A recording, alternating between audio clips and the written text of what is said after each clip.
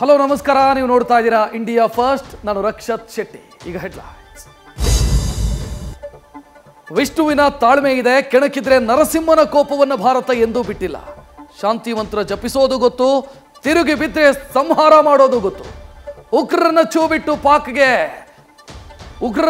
ಬಿಟ್ಟ ಪಾಕ್ಗೆ ಪೆಟ್ಟು ಕೊಡೋದಕ್ಕೆ ಭಾರತ ಸಜ್ಜಾಗಿದೆ. ಗಡಿಯಲ್ಲಿ ಶಸ್ತ್ರಾಸ್ತ್ರಗಳನ್ನು ನಿಯೋಜಿಸಿ ಪಾಕ್ಗೆ ವಾರ್ನಿಂಗ್ ಕೊಟ್ಟಿದೆ.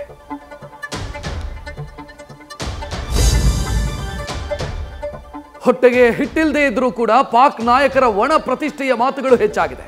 ಕೈಯಲ್ಲಾಗದವನು ಮೈ ಪರಚಿಕೊಂಡ ಅನ್ನೋ ರೀತಿ ಪಾಕಿಗಳು ತರಹೇವಾರಿ ಹೇಳಿಕೆ ಕೊಡ್ತಾ ಇದ್ದಾರೆ. ರಕ್ತ ಪಿಪಾಸುಗಳ ಅಟ್ಟಾಡಿಸಿ ಹೊಡೆಯೋದಾಗಿ ಅಮಿತ್ ಶಾ ಶಪಥ ಮಾಡಿದ್ದಾರೆ. ಪಾಕ್ ಪಿಎಂ ಅಮೆರಿಕ ಬೆನ್ನ ಹಿಂದೆ ಅವಿತು ಕೂತಿದ್ದಾರೆ. ಪಹಲ್ಗಾಮ್ ದಾಳಿ ನಡೆದು 10 ದಿನ ಆದರೂ ಕೂಡ ಉಗ್ರರ ನೆಲೆ ಸಿಕ್ಕಿಲ್ಲ.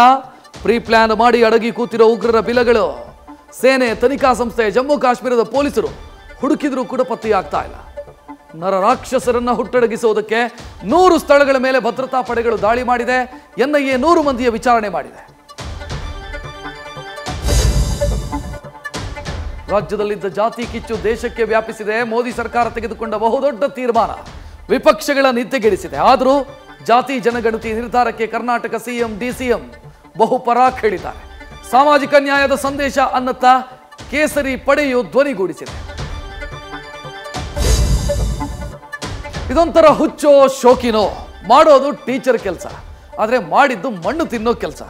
ಡಿಕೆ ಸುರೇಶ್ ನನ್ನ ಪತಿ ಅಂತ ಹೇಳಿ ಮಹಿಳೆಯ ವಿರುದ್ಧ FIR ದಾಖಲಾಗಿದೆ. ಡಿಕೆ ಬ್ರದರ್ ನನ್ನ ಗಂಡ ಅನ್ನತ್ತಾ ವಿಡಿಯೋ ಹರಿಬಿಟ್ಟಿದ್ದ ಪವಿತ್ರ ಪೊಲೀಸರ ಅತಿಥಿಯಾಗಿದ್ದಾಳೆ.